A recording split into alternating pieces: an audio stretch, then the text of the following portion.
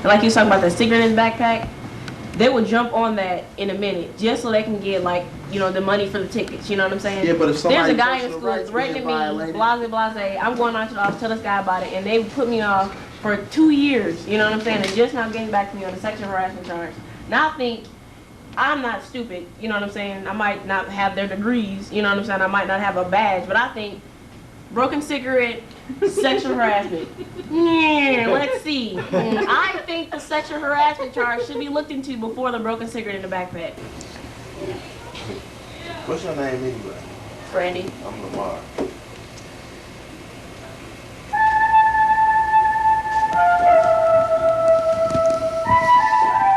Sounds like the X-Files doing it.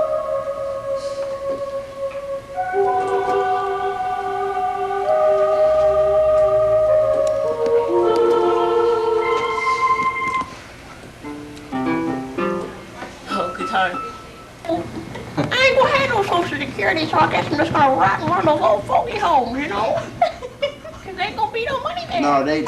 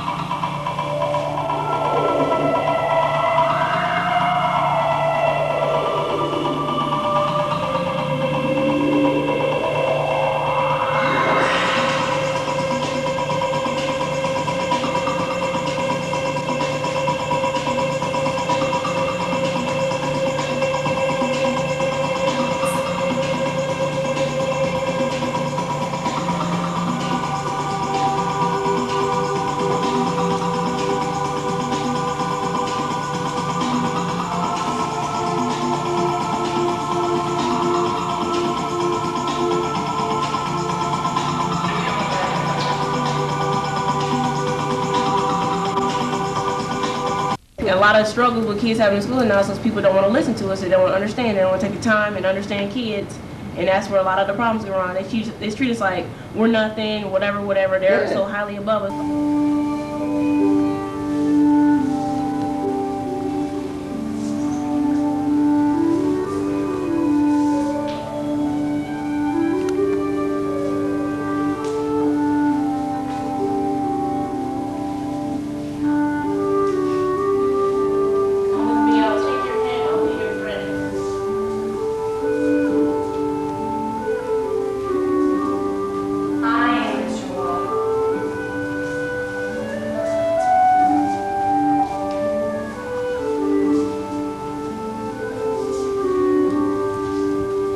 Library, please collect.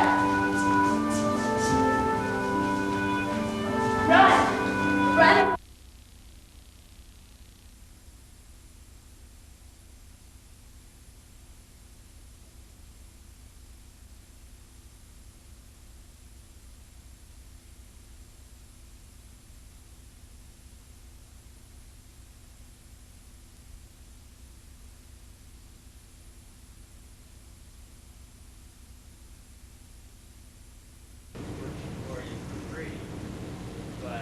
That's what he wanted me to do. And, if I didn't do that, then... Do me a favor, start over. Okay, I will. I can... I forgot about this. Anyway, the story is that this young man became jealous and upset because his girlfriend was leaving him, and she may want to tell you more herself, and she may not. So I'm going to just tell it from my personal point of view, but as I was saying, he came to my house on a Monday morning when he was supposed to be at work and told me he didn't want her working here anymore, and if she continued working, you know, and I brought up the point, well, why would I fire somebody? What possible reason can I give her? And he said, well, it's really not a choice. I know someone who will come here and kill you if you don't do this. Well, I find it very unsettling to have somebody at 8 a.m., you know, before I even had coffee, to come in and tell me that was really the cruel trick, that he's going to have me done in. But I took it very seriously because, as I said, I did the shadow the dream. I worked with law enforcement. I interviewed judges. I mean, I have a sense of people's mentality, especially when they're under pressure. And I think that, you know, when somebody says that to you, you have to take it seriously. That doesn't mean they're going to follow through, but it means if you don't and they follow through, you're not going to protect yourself. Well, anyway, that started a whole chain reaction of, and I'm sure a lot of you in some way or another will now find this story familiar. I went down and I filed a police report. Then he came that night. He came the next night. The bushes dressed in black right outside my house. I called the police. You know, oh, well, too bad. You know, of course, that strikes terror into me. This is a guy that says he's going to do me in, and the next day he comes to my house wanting to talk, and then the next morning, and he'd also been here many times. This is my friend Josh, who has some involvement in this too. Josh is one of the volunteers here and takes pictures for us. He'll be taking pictures today. Anyway, he's a friend of this family as well. And so I went, and this man had been coming here every day, 2-3 times a day, calling 2, 3, 4, 5 times a day, which continues to this day.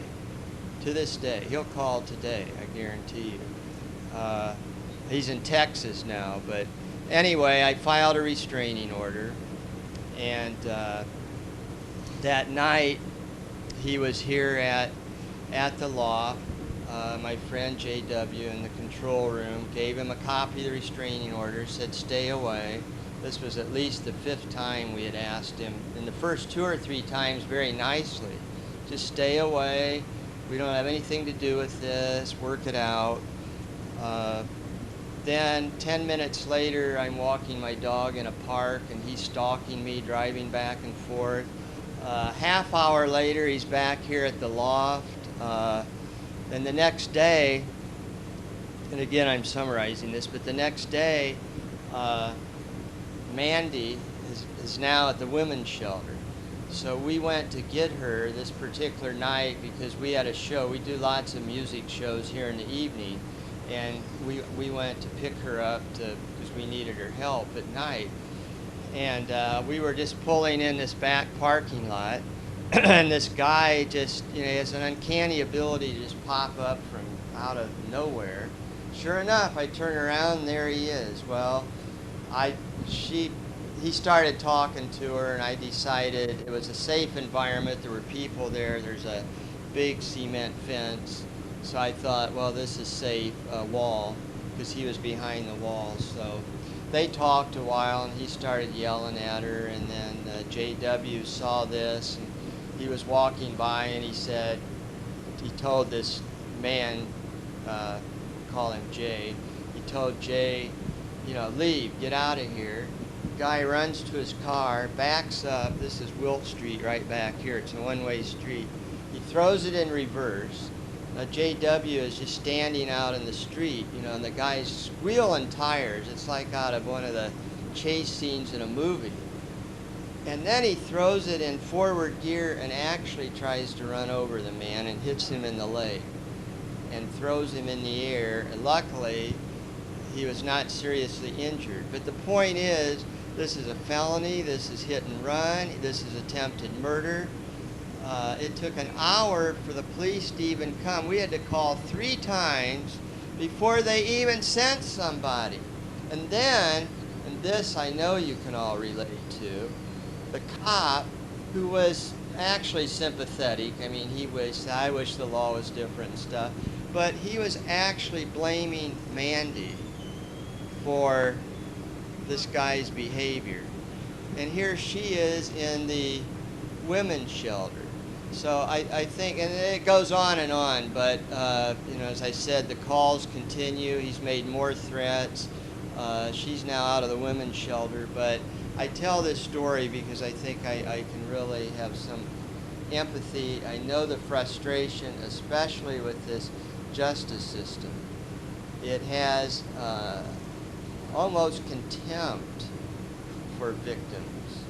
I mean, I feel like this man, okay, I understand, and I tell everybody, I am an advocate for accused to have rights. I really am, because I understand anybody can go to the police and make up a story. I understand that. And you can't just arrest somebody because somebody comes in and I say, well, you threatened me. I understand that.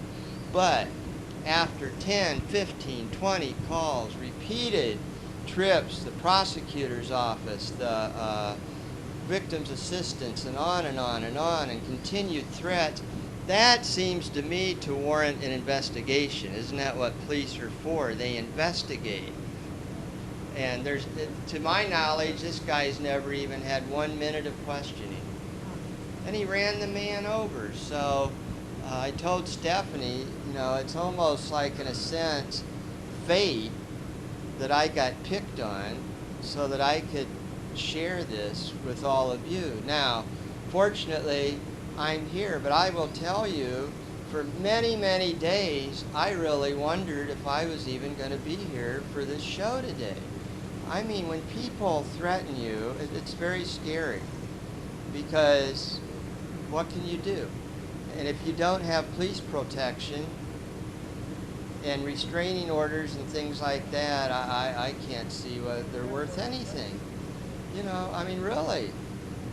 And they even get kind of, well, as I said, when the officer did finally come out after an hour and 3 phone calls, because I called the desk sergeant, and the lady says, okay, do you want an officer to come out? I said, yes, the guy tried to kill my friend. Yes, I do want an officer. Okay, we'll send one out. 10, 15, 20 minutes, 30 minutes. Finally, we called 911. They say, well, we don't have any record of an officer going out there. So it's an hour. Now, for all they know, this man that got hit could be bleeding to death. I mean, seriously. I didn't know the extent of his injury. He didn't either, frankly. When you get hit by a car, so anyway, I know the frustration of dealing with this justice system and having them tell you repeatedly, well, there's nothing we can do. Well, did you get it on tape? Did you do this? Did you do that? And then you say something like, well, look, I'll call the guy and I'll try to kind of lure him into threatening me. Oh, you can't do that because that would be violating your restraining order. So it just seems that there's such an unbalance. And again, I feel that accused need rights, because we could all be accused unjustly. But victims need rights too. And I mean, we think about it, an accused person has a right to an attorney. America will give that person an attorney. No one will give you an attorney. No one will give you an attorney. No one will set a court date at your convenience. Never. And these are just some basic things that need to be remedied, because it's bad, it's horrible when you have a loved one, as you all have, murdered, taken from you. But then it's compounded when you're treated with such indifference by the people who are supposed to be helping you. I mean, we live in a society of laws. We're not supposed anymore to be the Wild West, where your son is murdered, so you pick up a gun and go, like in the cowboy movies, and ride out in 3 days, 4 days, and track the guy down.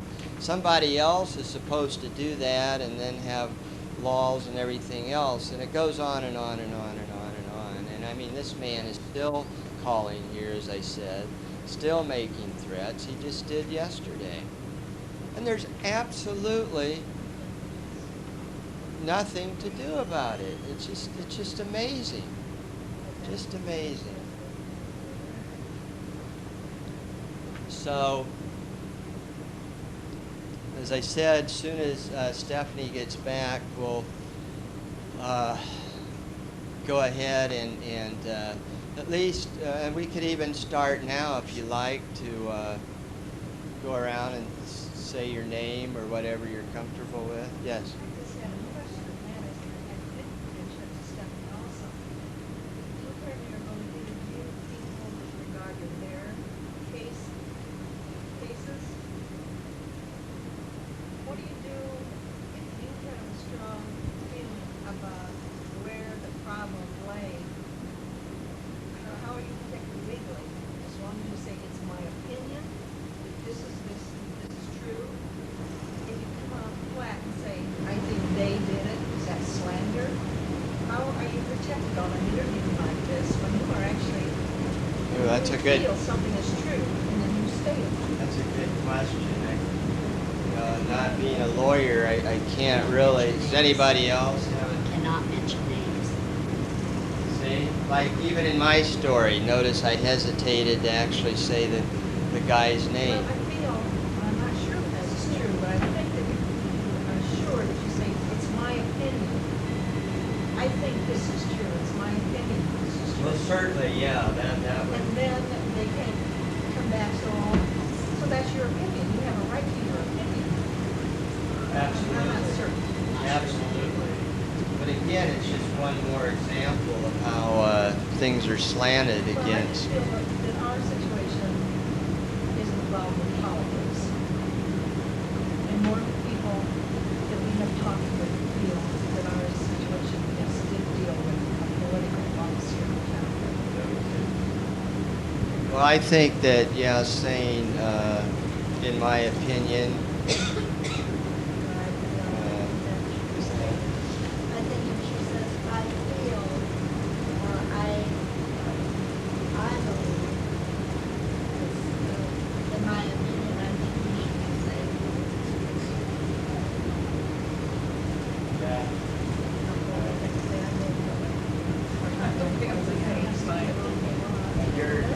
this is something that happened in Fort Wayne. So our daughter was murdered. She worked for the Wayne Township Trustee's office. Did you know Dawn?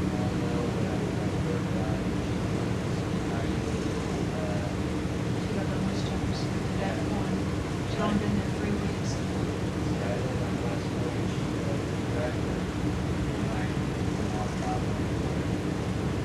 Well, I just know what she told me. Now, I suppose anything I say is hearsay. But I know that she told me various things. I strongly suspect that there was something involved with that whole township investigation. That there was so much evil going There on there. was. And I think this whole thing is, in my opinion, smeared with evil. Yes. Smeared with evil. I like that in my opinion. Well, even when Sharon Lapp was murdered, Phil O'Shaughnessy was never called to go out there. He went, because he's a friend of ours, he was on Russell, and he saw all this commotion down the street. So he went to the site and found the mayor and the police chief there already, and he had to be called. Yeah, I mean, in But case. that's another regime, I think. That's Right, another- but this goes back, though, to the accused. This is why I think people need rights all across the board, because I think people in charge often are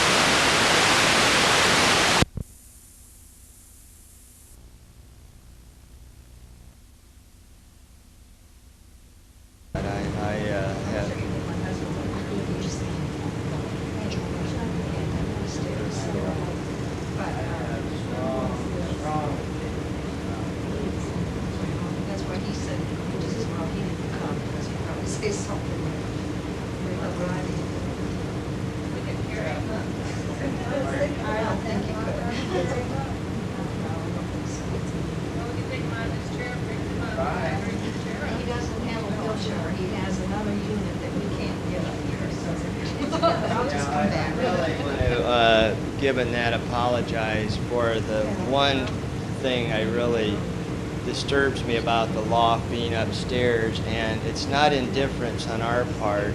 I have had an estimate $12,000, and we don't own the building, and I don't have $12,000, and that is the only solution other than carrying people up here, and I really apologize for your husband.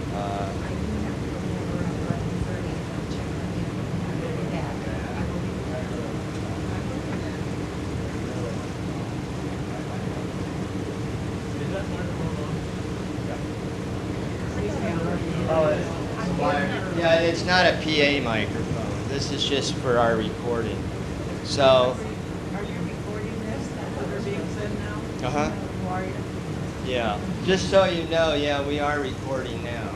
And I want everybody to be comfortable. Don't anybody feel like you have to say anything or be part of anything if you're not comfortable with it. I want everybody to be comfortable here. And if cameras, I mean, I know you're all aware that's the purpose, but if you get here and decide, oh, I don't want to do this, I will understand. But I'm sorry, I should have told you. We have, let me explain, we have cameras here for interviews, but we also have here at the Loft a studio in there, and we have a remote camera system. So you see this camera here is recording. This microphone is for our video recording.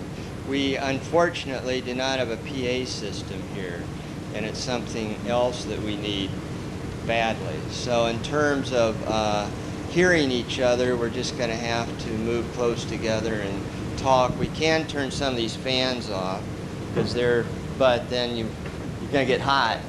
So I'll leave that up to you. Or we might actually, we start a little more formal stuff, turn them off because they are going to interfere. But that's what this is for. That's why he told me to start over, because he wasn't picking anything up. Any judges, police officers, anything like that coming in, or is it just pretty much us?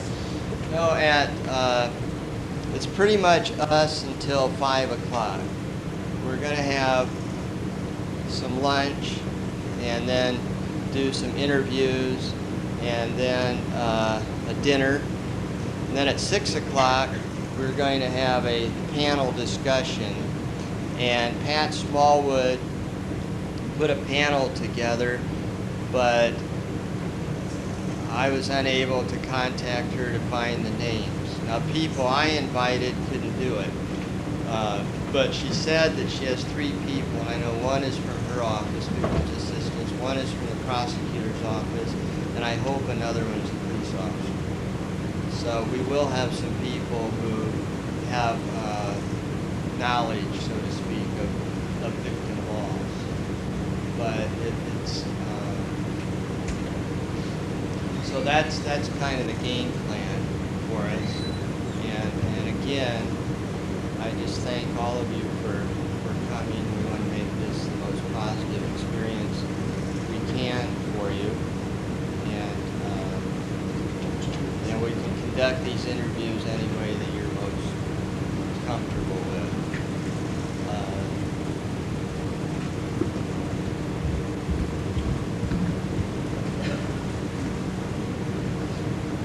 Does anybody else want to? Well, let me just get your names. If I do that.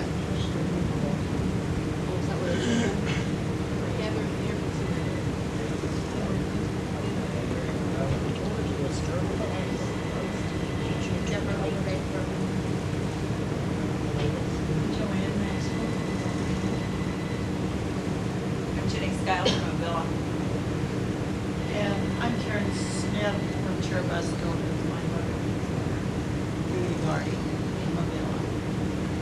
Everybody here has lost a loved one to violence. Said my first documentary, my last documentary was about parents from Cherubusco. It was about the big turtle in Cherubusco. John Mifflin, Linton, Indiana. Linton. It's south of Terre Haute. Oh, okay. East of Yeah, Wilmington. friends from Terre Haute. Thanks for coming along.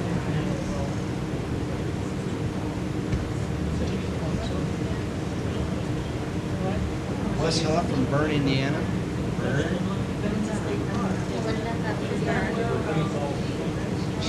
Dr. Wanda Langston from Geneva.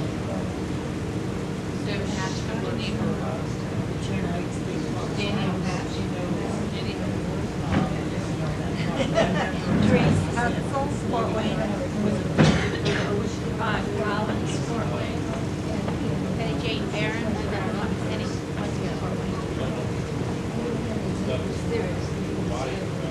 Would everybody kind of agree or maybe have different experience? The kind of frustration I voiced, is that what you have found in dealing with trying to solve your crimes? We had officers who, sorry.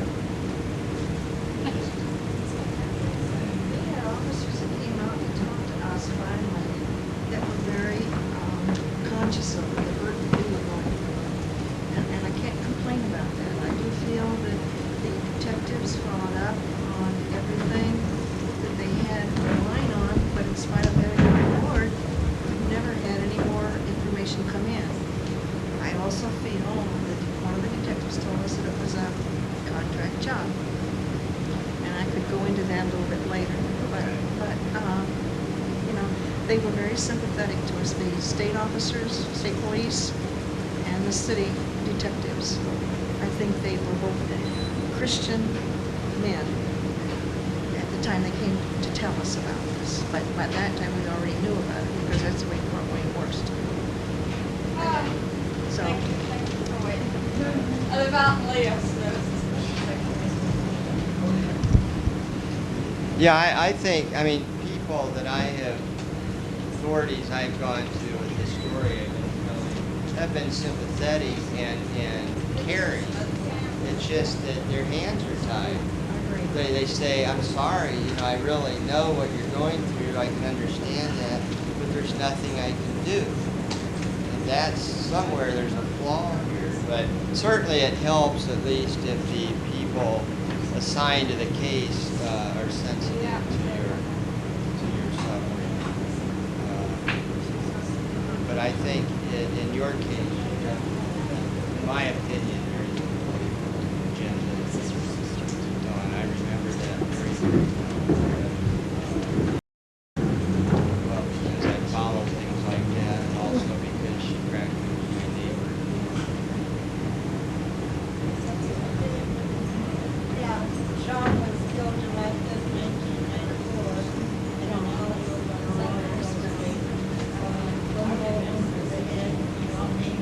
on the board, and when it's nervous out here, he was in the city, and pushed him over the car seat, and ripped the car stereo out of the car, the bill home, car keys and whatnot. And the police, Pat Smallwood, Jim Cremona come out to tell me about it. Very sympathetic. Jack Woodruff, the detective, was really good. And about every 3 months I call him up and say, what's happening? I mean, you got to keep on them. But they've been very, I have no complaints except they haven't found him, and that's not always their fault. Because I think whoever killed Sean, I think is scared to death to talk. I could be wrong, but that's what I feel. The killer is afraid to talk, or you think somebody knows? I think somebody knows who the killer is. And it's possible he killed some other people, and it's possible he's dead now. But that's a possibility. Nobody knows, since it's still unsolved murder. But I have no complaints about the police department, but call them up all the time and say, what's happening? So you two are finding things are trying. Yeah. And I call Joe Alvarez every once in a while. Have you heard anything? You know. And they sometimes come. He died in 1994. And sometimes somebody will come forth and tell them the one bit of evidence they need, and then they can solve the case. But I do think they're trying. I know Jack really tried, and I've been satisfied. I mean, you know, and sorry, I don't have anything, but that's not always their fault. You gotta have somebody tell before they know who did it. It happened in an alley at night, and maybe nobody did see it. Yeah, probably didn't. Yeah, yeah, so I'm pleased with them. Okay, my name is Danielle Patch, and my sister was Carrie Patch. She died in a house fire in Portland. And the person who we thought did it, they let him go in the grand jury. I guess they didn't have enough evidence to prosecute him. And I really wish Jay County would get off their butts and get something done about it, because they just let him loose and he could do it again. We have at least, you know, from what I've heard, they're all the same. Somebody you love is dead, but here we have a random sort of seemingly crime in an alley. Here we have a crime where the killer is actually almost known, almost proved, and still nothing done. And then your case, we don't know the specific killer, but in a general sense, a very strong idea about why your daughter was murdered. Is everybody here's crime unsolved? I mean, they're all unsolved. So that, of course, I mean, it's terrible to begin with, to lose a loved one to violence, but then the not knowing makes it worse, I would imagine. At least there's a sense if somebody is caught and convicted of some kind of a justice or finality to it. Does anybody else want to add anything? My mother couldn't make it. She's 80 years old. She wanted to come, but she's in bad health. Her health is failing. It's gotten worse ever since Pam was murdered. Pam's lived with my mom her whole life. She's mildly mentally handicapped. And she is the prettiest, sweetest. I mean, she was an angel on earth. And, you know, she just loved everybody, would do anything for anybody. And, so I just want to say my mom couldn't make it. I wish she could have been here. And she wants to see justice done before she dies. It's very important to her that Pam's killer is found. Well, again, I want to thank everybody for coming. I know it's difficult to talk about such painful experiences. If there was one thing you could do, like change one law, well, what kind of thing, or if there's one thing particularly that's just so frustrating? It's frustrating to me when somebody kills somebody and they get 5 years for it. That's really frustrating. You know, it used to be they went to the electric chair. And I'm in full agreement with that. But it's really frustrating if they get 5, 10, 15 years. What value do you put on a life? There's no value if that's all they get.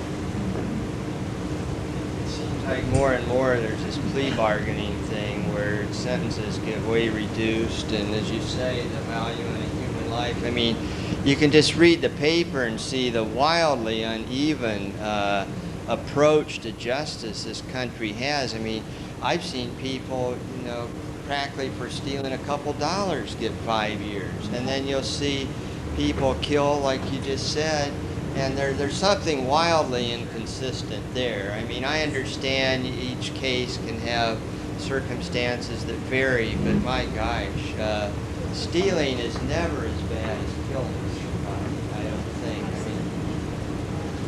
I get real angry when I sit back and the prosecuting attorney tells you to your face that he flunked 2 lie detector tests and they can't tell the grand jury that.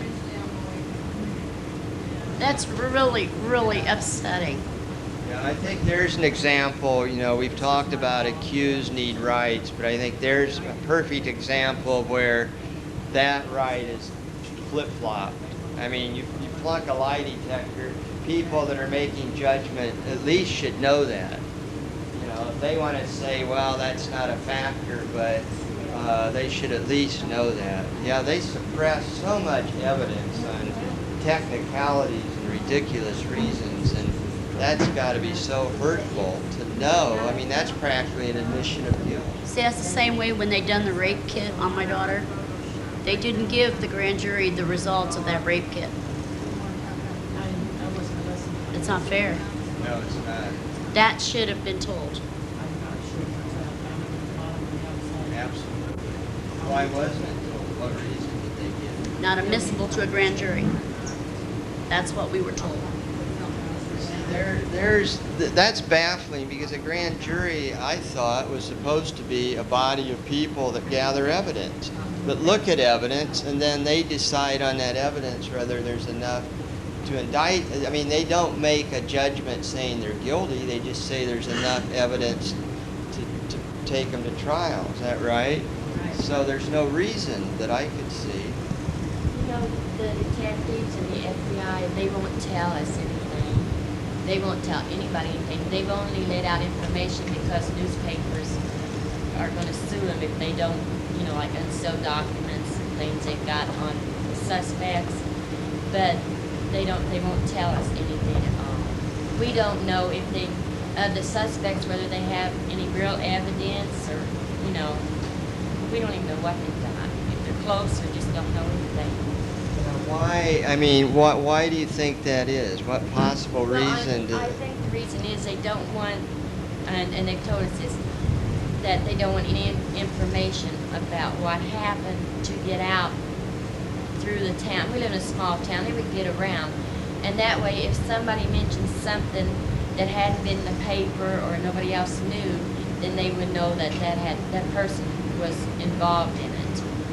But it's still very frustrating. They could at least, you know, if they are close, they could at least say, they tell us if they're very close or something. They won't even tell you anything? No, they won't tell us anything. You read the paper to find out what they know. We have to find out from the paper. The way Pam's body was found isn't even the way we found out later. What the police told us later. Our neighbor talked to the prosecuting attorney, and we found out a different story about the way she was found. Because her head, you know, she'd been decapitated, but we thought it was from animals. Because I asked the police, I said, when you found her in the woods, you know, her head was found first by hunters. And I said, was her head cut off? And they said no. But the prosecuting attorney working on all this with the police told a neighbor of ours who had went up there to talk about something that led into this. He said that her head had been cut off. So we really, you know, they're not telling. We don't really know anything.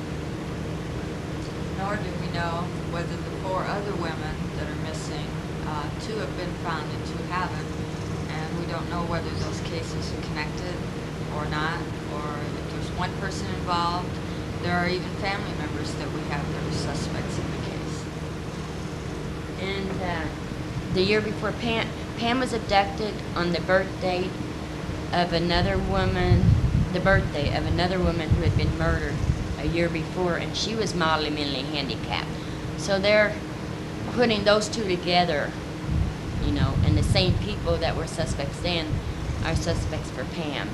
But that's been about 3 years, and so they haven't even caught the first woman's kill or been able to put anything together, and they suspect the same people involved with Pam. So we don't know if they're ever going to find anything out. Why don't you, we started when we were waiting for you, this is Stephanie. Hello. What motivated you, and what you were the driving force behind the case? Okay. Well, actually, my sister here is what motivated me. She had written Unsolved Mysteries and America's Most Wanted, and they had replied saying that they had so many cases now that they just couldn't handle any new ones. And I felt that, well, if there's so many cases out there that they can't handle them, then why doesn't each state just cover their own cases? And perhaps some of the local crimes could be solved that way. And that's my whole goal and my motivation, is to get this to have a TV program to profile these murders and these crimes, and maybe some witnesses would come forward that aren't aware of what they've seen. I wonder how many of you know your suspects or think you know your suspects? And how many of them are family members? It's surprising, and it's often said that we know who did this, that it's even a friend or a family member, and that's so scary. When it's your family, then who do you trust after that? It really affects your trust in people when you can't even trust your own family. It makes it tough, I know it does. Stephanie, did you say that a family member in your case is a suspect, or do you have reason to believe? Yes, as in our case, we have three of our cousins, who are cousins to each other, are suspects.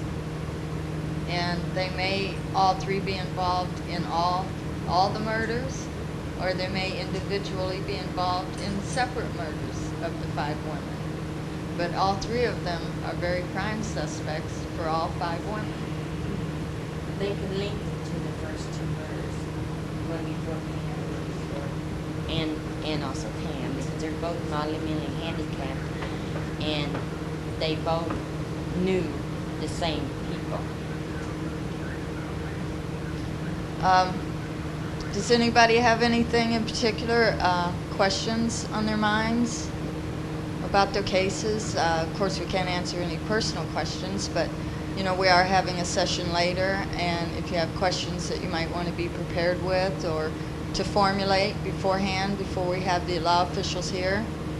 Does anybody have anything they want to discuss in that? I have a problem. Not, with the police. I believe, well, with the detectives.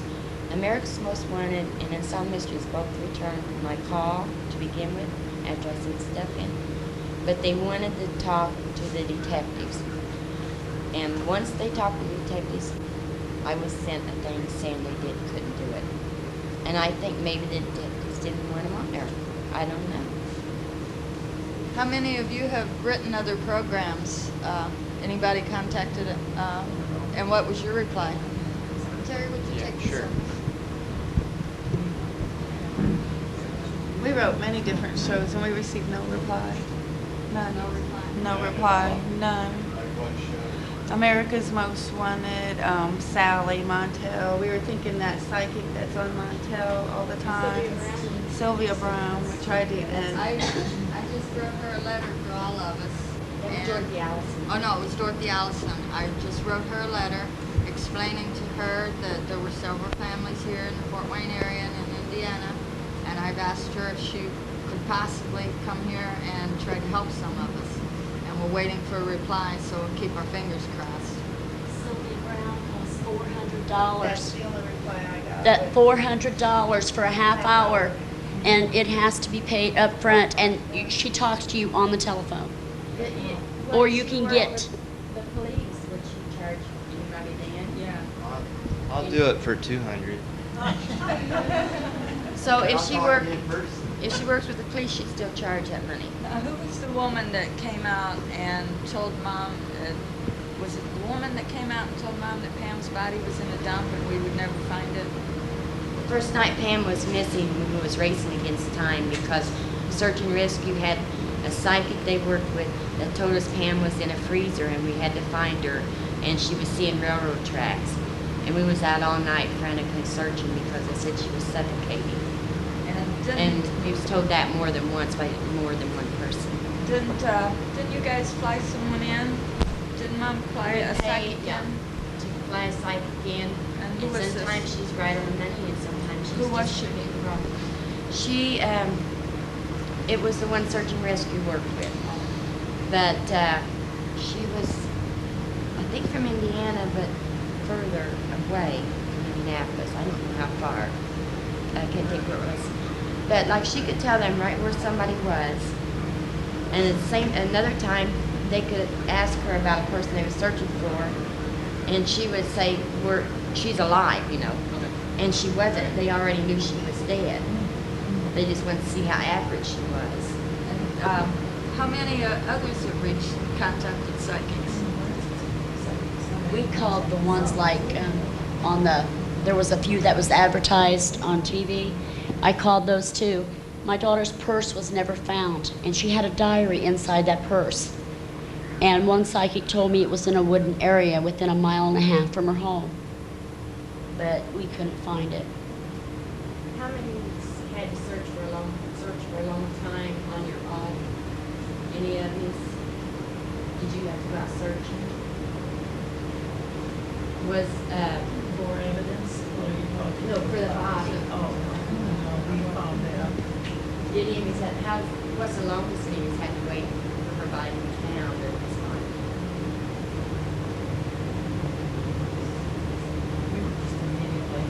Well, Pam was abducted August 18th, and her body wasn't found until December 2nd. And we hadn't got that far in our searching. But we went out every day. My husband and I went out, and on weekends, the whole family would all come down, and we would do the whole weekend searching. All the woods, because there's a lot of woods and a lot of lakes. And we'd go in the woods, and we'd call her name because she was too weak, you know, to walk or anything, if they left her there for dead or something. And that was hard. That was really hard. Each case different. I guess what I'm interested in is we've all talked about investigators, and do they contact you regularly, or do you have to contact them to get information? Well, we had to contact them, and then we're lucky if they call us back. Is that the case with everybody? Yeah, there were 20 murders.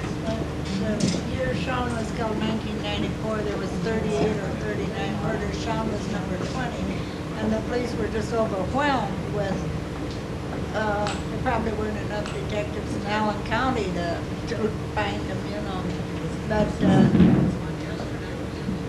This year already. and they get overwhelmed, you know. But, I mean, they were really working on it. I feel that they really were working on it, but they get overwhelmed. I think I think what you guys are saying is they're sort of indifferent. She feels like her case, they are trying, I but don't they're think they're different. I think they just keep everything themselves, and they want to solve it, and they don't want any help. And another different in thing, that sense. They don't. yeah, we found out about Pam's body from the news. That a body had been found, and they described it, and it sounded like Pam's. So I called up the detectives to make sure they took dental records, and they had already left the dental records. They never contacted us once. Not until after her body had been found and identified. We had to hear it on the news. You said something I found startling, that your investigators told you they reopened the case. You found If I found evidence. Has anybody else had that experience? They want you to be a detective? They told us if we find anything to let them know, or we know of anything, or we hear of anything, because we know who did it, we just can't find any evidence against them.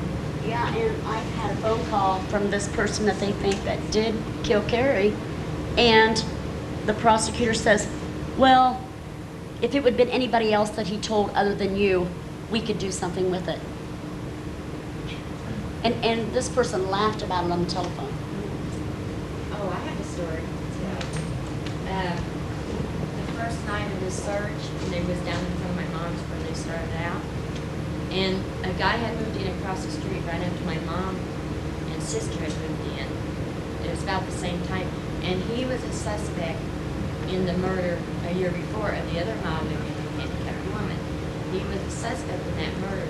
Nobody told us. We didn't know who he was. And the search and rescue dogs, and I think they had a police dog from the state prison. They jumped on that guy's trunk, and the mayor said, no, the chief of police, he said that was not enough to get a warrant to search his car. The next day, a neighbor saw that man go out and spray his trunk with Lysol.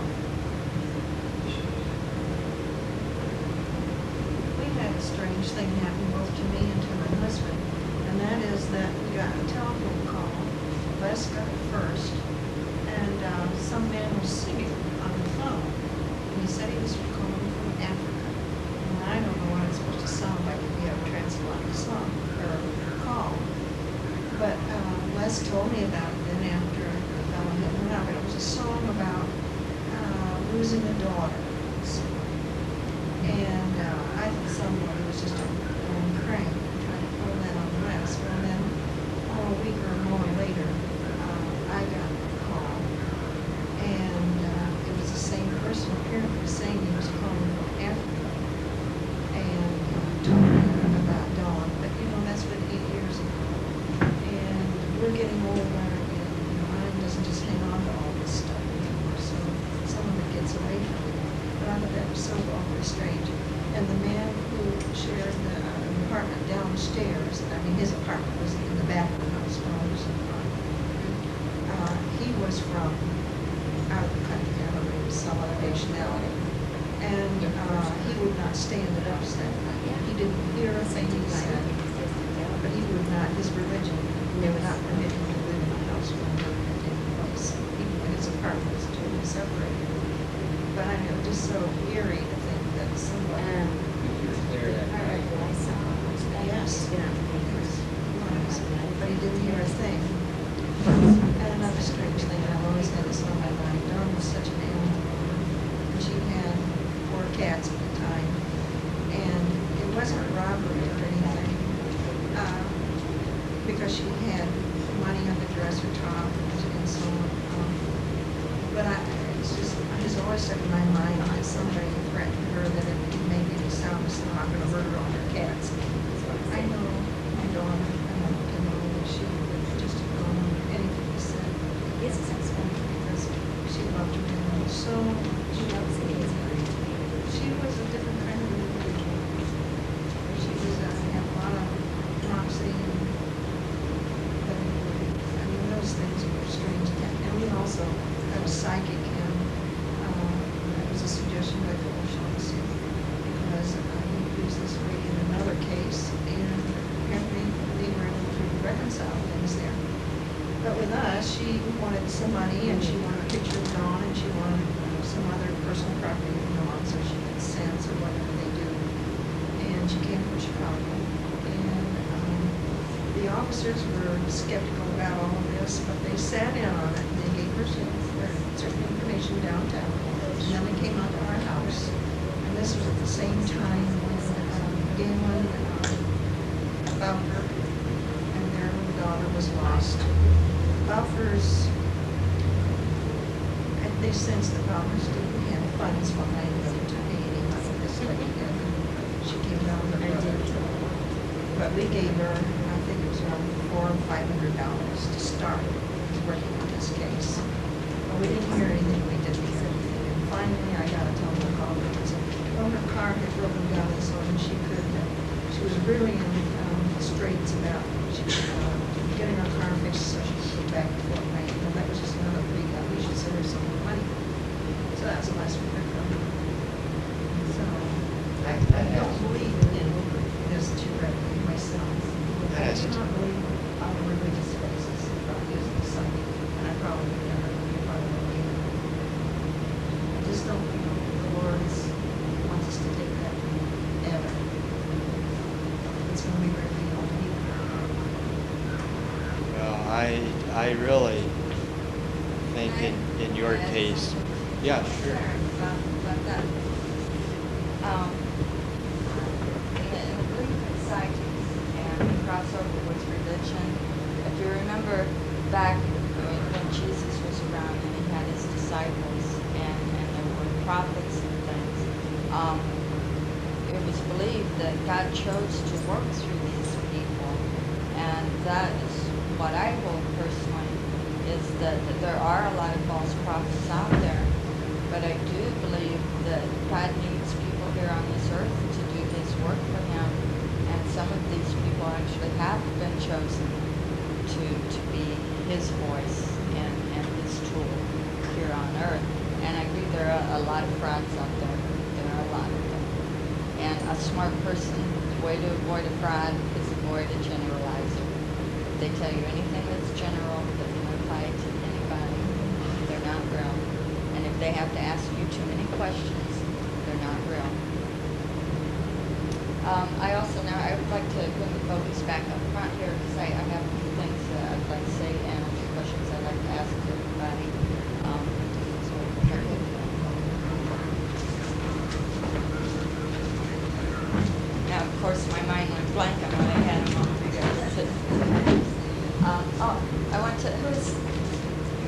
Teresa? Would you come up and hold this up?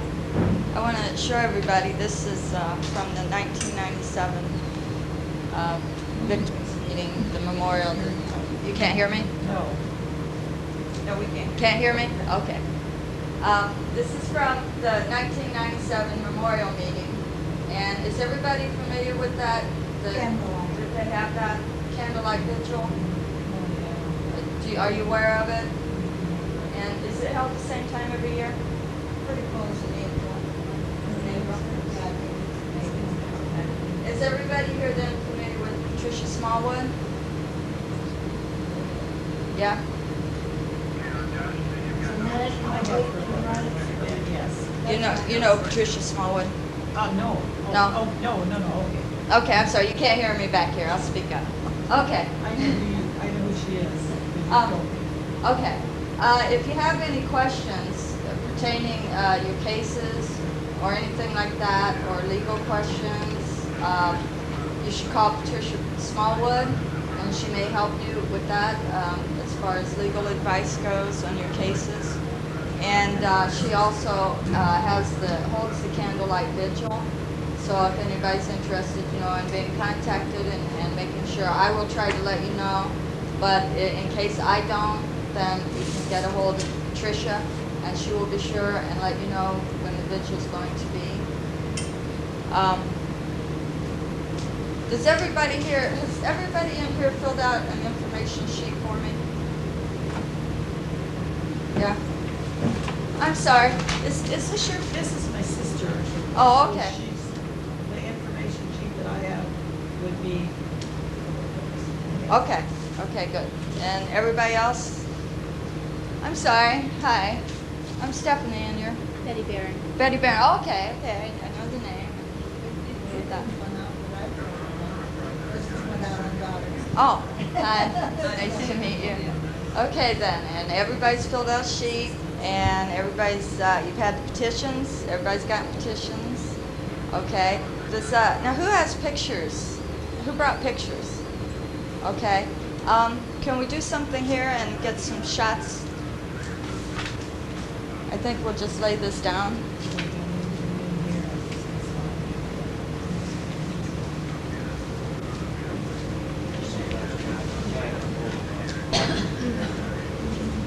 Oh, okay, you can't tilt the camera down on him? Okay, somebody get him in a group here. Got it? Okay.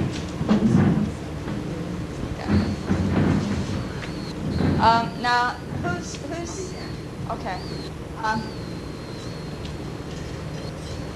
Whose picture is this? Carrie. This is Carrie? Okay, and you want to tell who this is? Here, let me have this. I'll let you show this. Yeah. Okay. Tell about Carrie, a little bit about Carrie. Show her picture, and tell a little bit about her.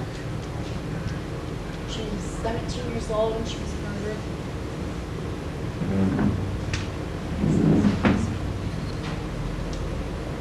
I know it's tough. It's tough. Beautiful.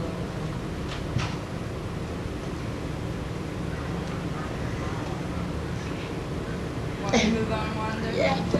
Okay. And this right here, this is Pamela Fadril. She's my sister's and my sister Darla's sister. She was murdered in 1995, taken 3 blocks from home. Her murder hasn't been solved yet, and we have absolutely no clues in the case. And we have here, these people couldn't be with us today. This is Mr. Muncie. He was 81 years old. He was stabbed with a screwdriver and with a knife multiple times and then beaten to death. And this is Kyle Hood.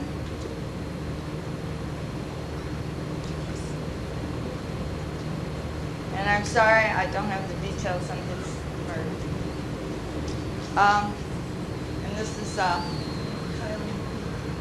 go ahead and explain this. This is Kyle Potter and Ricky Neville, and they were both killed in my house. December 7th, 1994. That's all. This is Sean was killed July 5th, 1994 in an alley on East Sutton Field, 400 block East Sutton Field. It's still an unsolved murder. He was in town about 3 days. He'd been living in North Carolina. He come up to get his race car and his clothes. Went over to find an old girlfriend, we think, and somebody shot and killed him. Put a bullet through here, come out here, and he was instantly dead. And, he was only going to be in town a few days. Are you ready there? Okay. Sorry. Okay, try this again. Okay. And this is Carrie Patch. She's 17. She was murdered last February, a year ago February, in an arson fire. There was accelerant poured in 3 rooms and up the stairs. And from the way her body was burnt, the investigators thought that the accelerant was poured on her body also. And no conviction. And we have here Julia Gardy, she was 80. Put that back there for her. That's our mother, Julia Gardy, and she was 86 when she was killed last September 9th. Lived on in a rural area out by a villa, on a dead-end road into Chain of Lakes State Park. Lived there all her life, 56 years. Our dad died in 80 or 92, so he wasn't there with her, but we grew up there and thought that was a pretty safe place. Burglars entered the house by crashing a window. They cut her phone lines first and then entered the window and didn't care if they made noise, apparently, because they threw a rock through it. Apparently they knew that she was old and didn't get around because that was kind of brazen, and climbed in through the window, and apparently she was alive for some time because they had made her sign some checks out of her checkbook.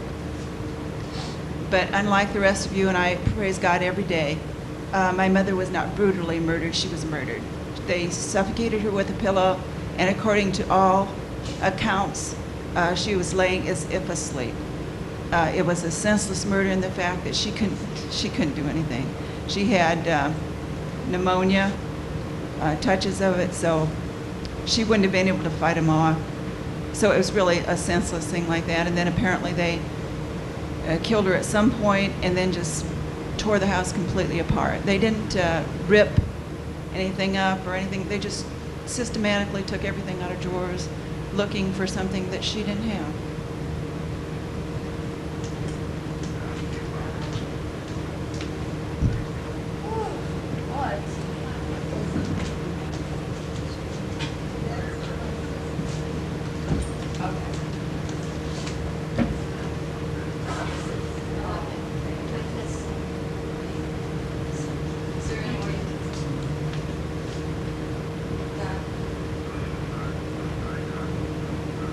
Should I bring it closer? No? Can you get a shot of it now?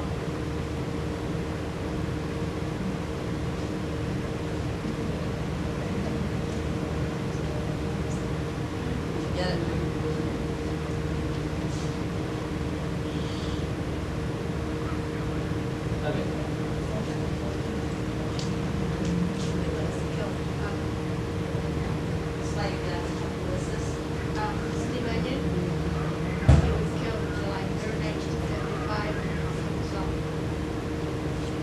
What do you know about this case?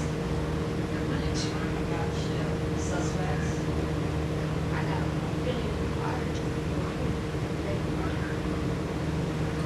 Police have said there's no clues. No, I haven't. Last time I talked to anyone was about 5 years ago, and I tried to, I guess, block it out for a while, and it just keeps coming back. That's interesting what she said there about trying to block it out for a while. How many of you have done that? And does it work? Yes, it works, but when it comes back to me, it comes back like it's all new again. Yep. We have like well, I guess we don't have a John mic or anything.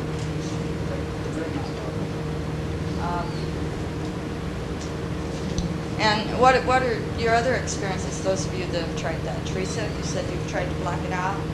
Well, you try to block it out, but it pops right back up all the time. Do you feel worse or better after you've gone through a period of blocking it out? No, I feel better getting it out. Yeah. It's tough. I mean, you on one hand, you want to set it aside and move on with your lives, and on the other hand, we can't forget. We can't let it be forgotten. We have to stay on these cases, and I think that's what makes it tougher for those of us that have the unsolved cases, because we can't move on until this case is closed, until we have some sort of closure. Murder alone is hard enough, but when we're always, as in my case one time, I was attacked in a parking lot, and I didn't see my attacker. And after that, I never was a prejudiced person, okay? But the person who attacked me was black. And after that day, every time I was next to a large black man, I would wonder, are you the one? Are you the one that did this? And I think we do that with the killers also. We're always wondering, is this person next to us? Are you the one? And then how do you behave? You want to be civil to the person because you don't know for sure. But yet on the other hand, a part of you just wants to literally just kill this person because you believe he did it. We kind of had an experience similar to that because Sean was killed in a black neighborhood. And when I went over, I drove down where he was killed a few times. Everybody said, stay away from there, but I had to do it. And I'd see the young black men going down the street, and I'd say, weren't a piece of one that killed Sean, weren't a piece of one that killed Sean. And I just had to tell myself, hey girl, knock it off. Knock it off. And I did. And you?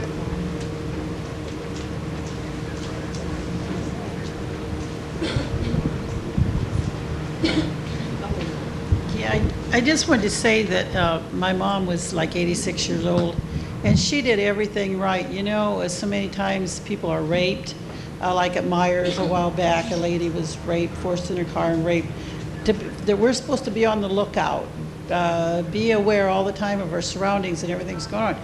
And we do try to do that. But my mother did everything right. She was in her home, she had night lights on, she had her telephone by her bed in order to get help immediately. But they knew to cut the phone lines, and you cut the phone lines and that part's gone. Windows were locked, doors were locked.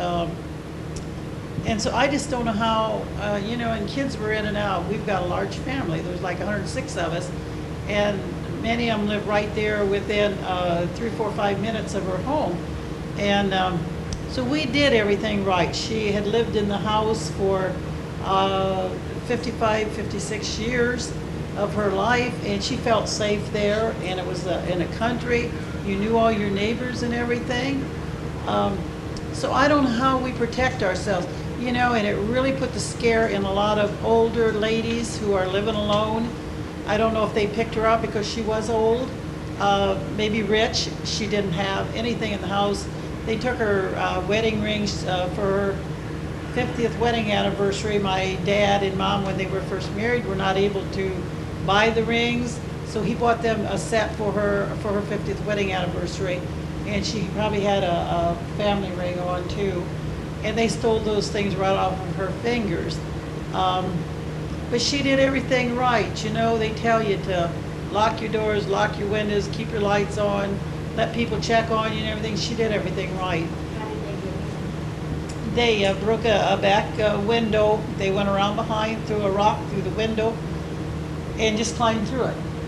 And then just continued to do their ransacking and everything. And we kind of had hoped that maybe she was very old. She was pneumonia, very weak in condition. And I kind of had thought, I hoped that maybe the shock might have just made her heart stop. But it didn't. We don't know how long she was alive watching all this going on, because there had to be a group of maybe 3 or 4 of them, possibly 3, I suppose. And they just ransacked, tore everything up, not broke things, just moved everything. It was all on the pile on the floor. Her will was in with sales receipts in the middle of the floor. Nothing was sacred in her panties, her bras, everything she owned was just out. And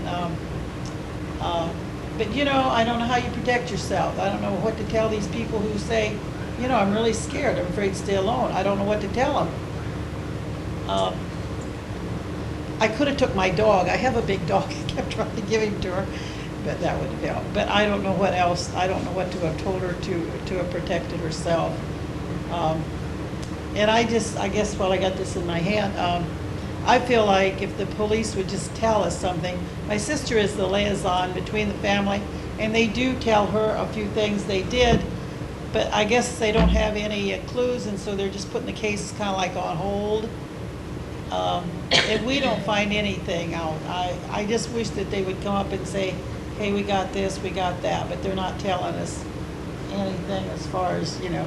But they were very sympathetic. I have no bad feelings. One of my, because he told me to stay off their back. I only called him once. One of the detectives I do have a bad thing about, but the rest of them have been really nice. Yeah, that's cruel, because you're suffering, you know, and you want to know something, And then they can just tell you something like that, like they have no feelings about what you're going through. It's very cruel.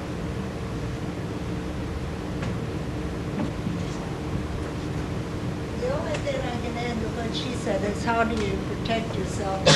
They cut the phone lines. If she'd have had a cell phone, she could have had an individual line. Maybe she was hard of hearing, didn't even hear him break in. No, we're sure she did.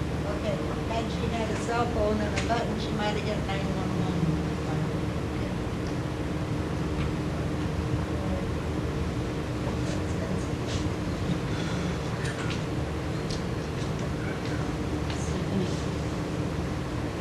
sometimes phones doesn't really matter.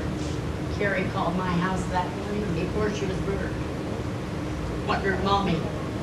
How long before she was murdered? I left for work at 15 after 7.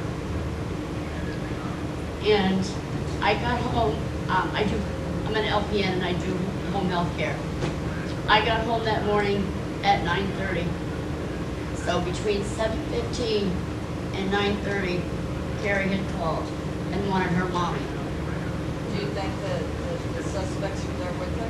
Something was wrong because I have five children. My oldest is 23. When he gets ill, he calls me and he said, I want my mommy. The only time they say that is when there's something wrong. And I got a phone call at 10 o'clock that said that the house was on fire.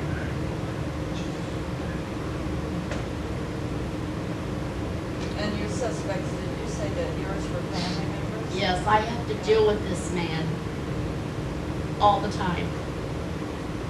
And I'll be honest, it hurts my stomach. Now, a family member in what sense? You know, I don't care. I don't care. The only person that was there when Carrie was murdered was her adopted father. And how long had he been her adopted father? He adopted the kids back in '87, So he had been her adopted father for a while. and we had been divorced since 1990. And she still had, Yeah, and he got double indemnity on her life insurance policy. He also left her insurance right before. 2 months before she was murdered, her insurance was upped. After Carrie was murdered, he upped my oldest son's life insurance, and he called and said that he was next. Nothing we can do. Nothing. Well, let me ask you this. What do you think would help your cases? What do you think needs to be done, in your opinions, to change the system, to make it work for us instead of against us as victims?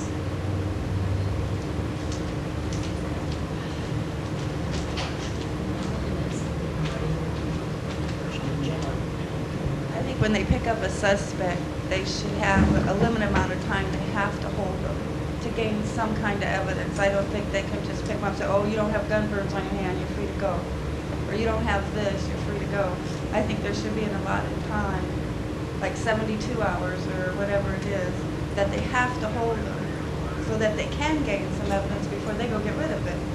I think that they should be able to tell the victims, the people who are involved, their home, you know, like they rob somebody's house. I think they should keep them informed of everything they find. Not because that might open up a light to us, a light bulb. Oh yeah, I did see him with that person, or I did see him talking to that person. But by keeping us in the dark, we can't help, so we feel helpless. We don't feel like we can offer anything. Well, if they let us know all the little details, well, we found a fingerprint here, or we found this piece of paper here, then we can maybe help. I just think they ought to hold them and let us in on more of that. I agree with that because I have felt, since we have family members that are suspects, that maybe if we knew a little more evidence, we might be able to narrow it down for them as to whether or not which cousin it was, or whether or not it was actually a cousin. But, you know, because they could be looking in the whole wrong direction. They're just going. Do you remember when they took the man across the street in for questioning? And within 15 minutes, his girlfriend came down with a lawyer and got him out because he couldn't just charge him with anything. So, you know, I always thought if they could have kept him longer, they might have got something out of him. Yeah, this is true. Ours was let out in 2 hours, and we both said who it was. We were in the house when it happened, the murder happened. We told them who it was. They let him out in 2 hours. He was here for a week. And in that week, he was, you know, covered in his little tracks. There was nothing we could do. They tell us to go undercover, to sell our truck, to get new jobs, to get new friends, so the murderer can't find us. But he didn't find us. He comes to our door, we call the police. There's nothing you do unless he threatens you in some way or harms you in some way. He's already killed 2 of our closest, dearest friends, my husband's brothers, and we've got to wait till he harms us. We're giving up our home, our lifestyles. I think the justice system is really wrong. In our case, the man that they think that did this to Carrie had scratches on his neck and on his arms. They didn't hold that as evidence let him either. go. They left him go. Then I have to worry about my youngest daughter going to work and him following her because he's done it. And then I sit and see my 16-year-old son that can't even do his schoolwork because he's afraid that he's going to come into the school. And then I've got a new grandbaby that she named after Carrie. And I have to lock my front door because if I'm in the kitchen, I'm afraid he'll come into my house if the front door's opened. If we go anywhere, I have to hold on to this baby because I'm so afraid. Yeah, it is tougher when you know the person, or it's a relative, and it's someone that you have to be around constantly. I know after my sister disappeared, I went down to my mother's for about 3 months, and during the time there, one of our cousins who was a suspect, actually he was a great help to Mom, and that was the bad part. He was so much help to her that we had to be around him constantly because she was elderly and she needed his help. But yet here's this killer coming down being so nice to my mom and doing all these things for her. And on the other hand, in the back of our minds, we're looking at him wondering, did you kill Pam? You know? And Yeah, because see, this person, he gets visitation rights to my children. It'll be a cold day because as long as I'm able to go, he will never, ever see those kids. Let him take me to court. I don't care. So I sit in jail for contempt. I don't care. And that's too bad, you know, that we have to be the bad people in this. If we do something, if we step over the line in the least little bit, we become the criminal. And we get persecuted more than the actual criminal that we're trying to catch. They kept us for 7 hours. They kept him for 2. They wouldn't let us wash the blood off our hands, change our clothes, or anything for 7 hours. And they let them go for 2. They treated us like the criminals. Stephanie, did you know that they keep... Wait a minute, darling. Okay.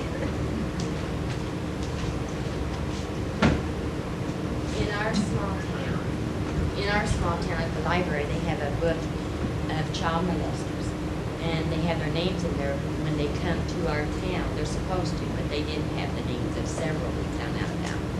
And you ask where they live, and they say, well, we can't tell you, that's their privileged information. And I don't think that's right at all. I think we should know when there's a predator and you have children, and if they live next door to you or something. And I really think that the victims and the victims' families don't get as much protection as the ones that are responsible for it. I think they're protected much more because of all the laws.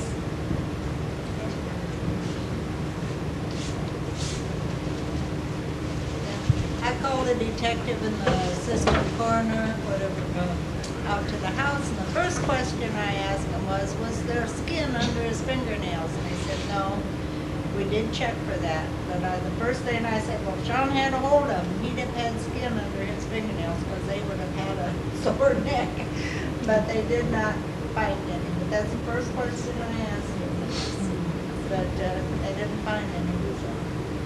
So it's very important that if they have a suspect, that they check under their fingernails. Detective told us, he said, usually on a murder like that, or a random murder, when they walk in the house and kill for no reason, I mean, they just steal our money. It was a Friday, we had all our checks sitting out. We both wore a lot of jewelry, we had that set out. He didn't take anything. He told, usually the murder is the first person back on the scene. And this guy beat us to the house. They released the house at 7:30. We pulled up at 7:45. And here comes this guy walking down the alley wanting to know what we knew and acting all concerned and everything. And we knew, but there's nothing we could do. The lady that saw it, she's an elderly lady, lived in the neighborhood, she wouldn't testify because she has to live there. She's too old to move, doesn't have the money to move. The other people in the neighborhood, when I was out screaming in the middle of the night, 20 after 12 in December, I'm in broke because I just got a shower. I'm screaming for somebody to come to the door, they just look at you. Look at my door, because they did the same thing. They gave my phone wires out. So I grabbed the phone immediately, threw it away. So they just looked at me through their doors. But as soon as the police showed up, 37 minutes later, here, all these people are out on the street.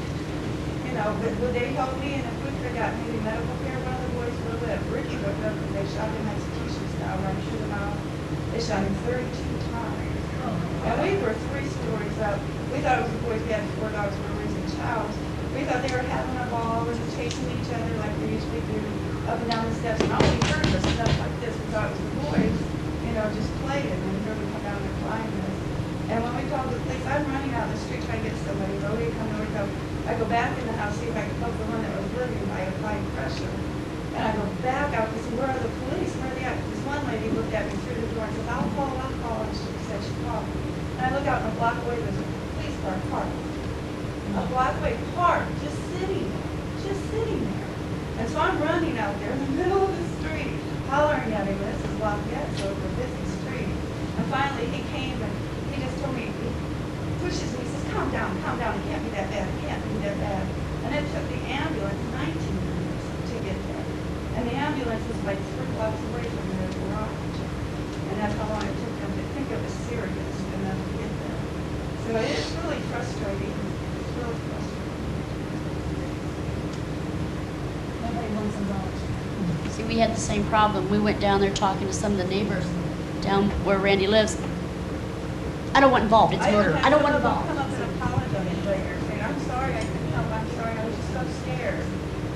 I'm going to threaten you in my robe. I mean, come on. We didn't get, I'm sorry. We just got door slammed in our face saying, I don't want involved.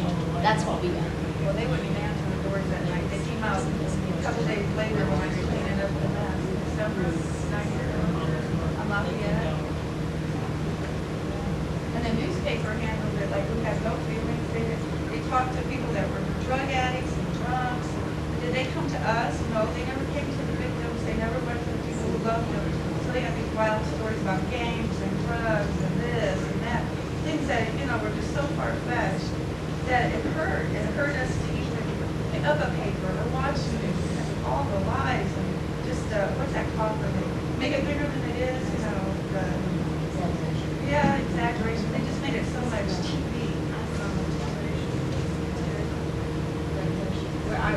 I was just going to say that when our mother was murdered, we were all there that day. They didn't, of course, let us go up to the house for a long time.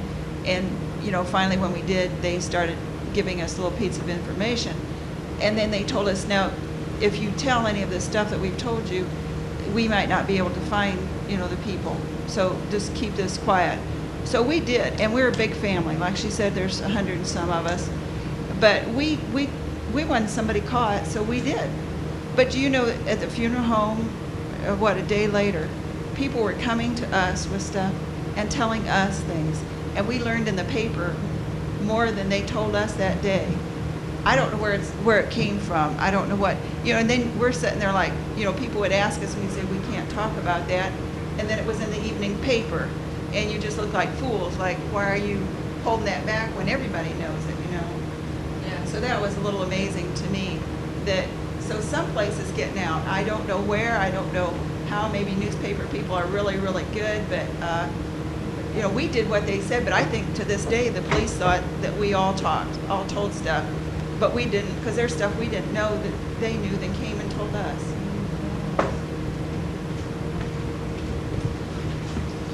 Well, that's one of the confusing things we find in a lot of our cases. What do we believe? Well, in our case, we've been told several things, but then in the newspaper, we're seeing things that contradict everything that they've said to us. And who do you believe? Do you believe the press? Do you believe the police? And where is the press getting their story? Is it coming from the police? Is it coming from victims, their families? You know, and also, how many stories have been put in the paper that you weren't aware of or had nothing to do that seemed, as in my mother's case, they printed a letter saying that she forgave the killer. And my mother did not print that letter. But the police put it in the paper. And they take a lot of privilege with things, and we find that we're surprised. And it doesn't seem to help any of us. It doesn't seem to get us any closer.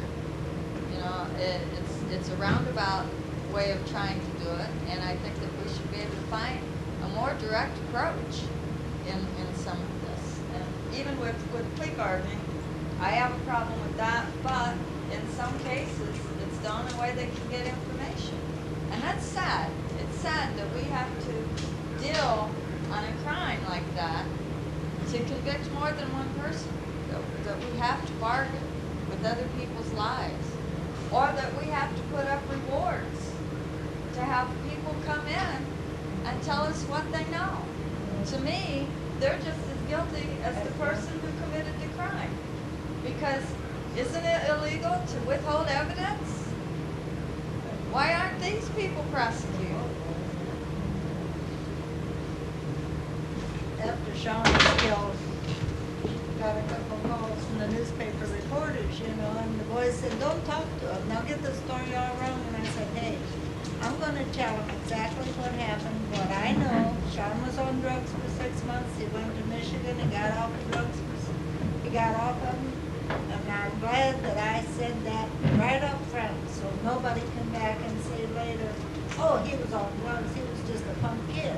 He was a good kid. He had terrible physical problems from an accident he was in. He had 6 operations on his head. But I told him up front what I felt. And I told him the truth, and they printed it. I was glad I did. Yeah, I wish we would have talked to one of them that called us, but we've read so much bull in the paper that we were afraid to communicate to them. Plus, we were shocked. Yeah. You go through something like that, and you walk into the scene. I mean, it's not like somebody calling you on the phone and saying, oh, so-and-so's dead. We walked right into it, so all the guts and gore. And then the paper to sensationalize, it felt like we were double violated. Yeah. Like they'd already slammed us once, and now here's the media and the newspaper slamming us again, and not even asking us. I mean, they didn't even ask us, can we print this? Can we say this?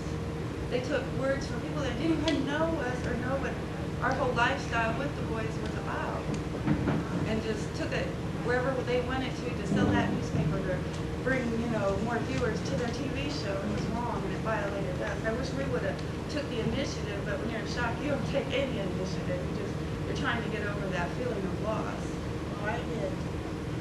I felt it was the right thing to do. And it was. I wish we would have took turn and said, well, this is what happened, this is what we know about it, instead of letting it just run wild. Because if we violate us, I mean, it's even more withdrawn and hard to cope with other people. Yeah, it's hell. It's really hell. Question. Sure. Did many of you involved here offer a reward for information, whatever? Is that a thing that you've done? I have real mixed feelings about it. I don't think that we should ought to have to, but does that get you any place? Does that, has there been crimes solved that way? Does anybody know? There's been a lot of crimes solved that way, but I agree with you, it shouldn't be that way, but sometimes if that's your only out, you're gonna take it. I know we're trying to raise, we're gonna have fundraisers to raise enough money. I was told recently by a man who had a fundraiser for his wife who was told that 10,000 is the minimum. 10,000, I mean, like, how many people can just whip it out? So you've got to do all these other things. And by this time is going by, you know, people's memories are getting vague. And I don't think it's right either that we should have to raise so much in an exorbitant amount and offer a reward for information that should be ours anyway. Has anybody raised money for a reward or had money raised? I did talk to Joe Alvarez from Crime Stoppers, and he said, no, don't do it. People know that if they call Crime Stoppers, they offer a minimum, or they offer $1,000 reward. And he said it's not a good idea for individuals. He said if you do offer a reward, go through Crime Stoppers. Don't have them call you, have them call Crime Stoppers. Well, who gets the 10,000, I mean, or the 1,000 is the person that calls, right? If who they report is convicted. It's not just for a tip. It's for a good tip. So they have to be convicted on that too. to get the money. There was something that Carolyn said earlier about writing the talk shows and stuff. And I was watching Oprah the one day, and she gets like 30,000 letters in 1 week. And she said she reads as many of them as she can, but it might be next year before they even read your letter. That's probably why you didn't get a reply. Well, maybe we want to station have our own Indiana talk show of some kind, and have people go about it. And I agree, we need something like that when, like, was it you that said America's Most Wanted has so many cases they can't take anymore? So we can consolidate or just get everybody in Indiana maybe to pass something where maybe it'll help. And not only in murders, but in many other crimes that are being committed, yeah. Because once you view it, it can spring something in your mind. I saw that, or I heard that, or I heard so-and-so talking at a party.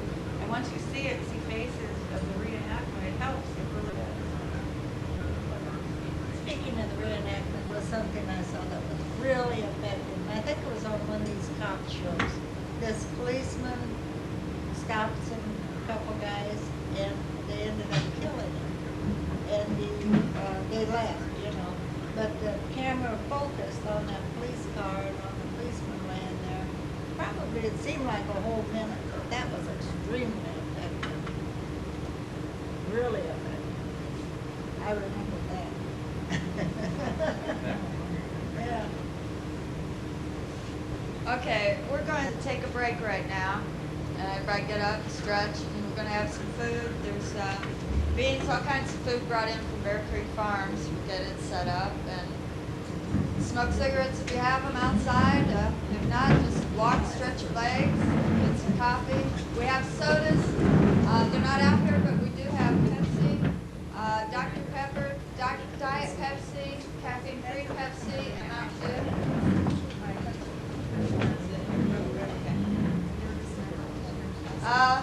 Give us about 45 minutes.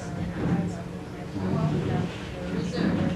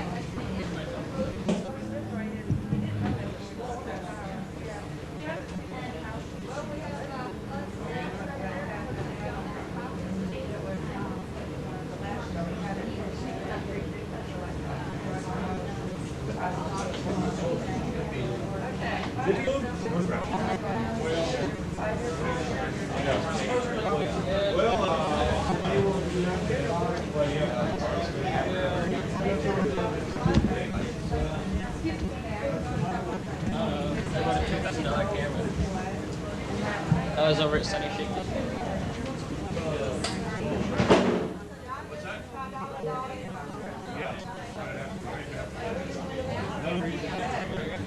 Let's know where we're at. Can't get there from here.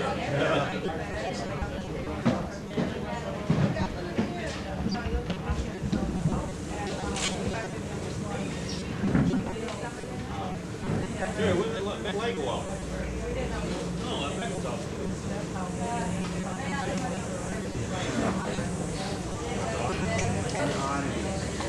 It's like all of a sudden, like stuff comes off, stuff goes on. Stuff goes off, on, back off, back on.